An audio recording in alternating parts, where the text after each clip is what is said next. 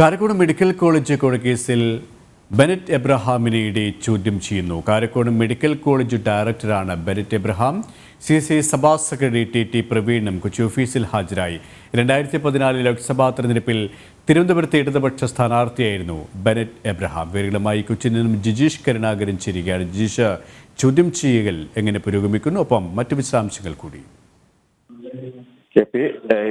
Karakonam medical college കോഴക്കേസുമായി ബന്ധപ്പെട്ട് ഏറ്റവും പ്രധാനപ്പെട്ട ഒരു ചോദ്യം ചെയ്യൽ ഒരിക്കൽ കൂടി നടക്കുകയാണ്. നേരത്തെയും ബെനറ്റ് എബ്രഹാമിനെയും ഒപ്പം തന്നെ സഭാ സെക്രട്ടറി ടി പ്രവീണിനെയും എൻഫോഴ്സ്മെന്റ് ഡയറക്ടറേറ്റ് നിരവധി തവണ ചോദ്യം ചെയ്തിരുന്നു. ഇതുമായി ബന്ധപ്പെട്ട് തന്നെയാണ് ഈ തുടർച്ചയായ ഒരു ചോദ്യം ചെയ്യൽ നടപടികൾ തന്നെയാണ് ഇപ്പോൾ പുരോഗമിക്കുകയും ചെയ്യുന്നത്.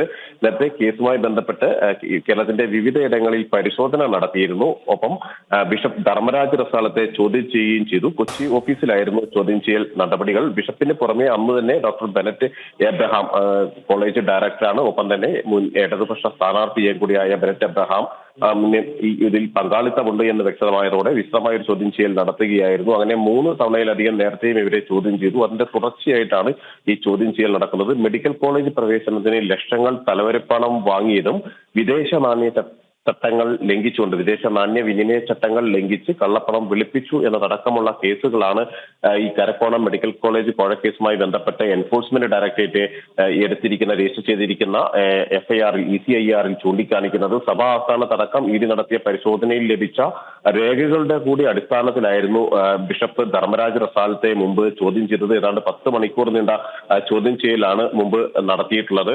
അതിനുശേഷമാണ് വീണ്ടും ഒരിക്കൽ കൂടി ഇതുമായി ബന്ധപ്പെട്ട് കൂടുതൽ വിശദാംശങ്ങൾ തേടുന്നത്. 2016 മുതൽ മെഡിക്കൽ സീറ്റ് വാഗ്ദാനം ചെയ്ത് CSI സഭ തലവരിപ്പണം കൈപ്പറ്റി എന്നതടക്കമുള്ള കാര്യങ്ങളാണ് ഇതുമായി ബന്ധപ്പെട്ട് പരാതിയായി ഉയർന്നു വന്നത്. ഇതിലാണ് ഇപ്പോൾ ചോദ്യം ചെയ്യലുകൾ തുടരുന്നത്. കൊച്ചിയിൽ നിന്നും ജിജീഷ് കരുണാകരനാണ് വിവരങ്ങൾ നൽകിയത്.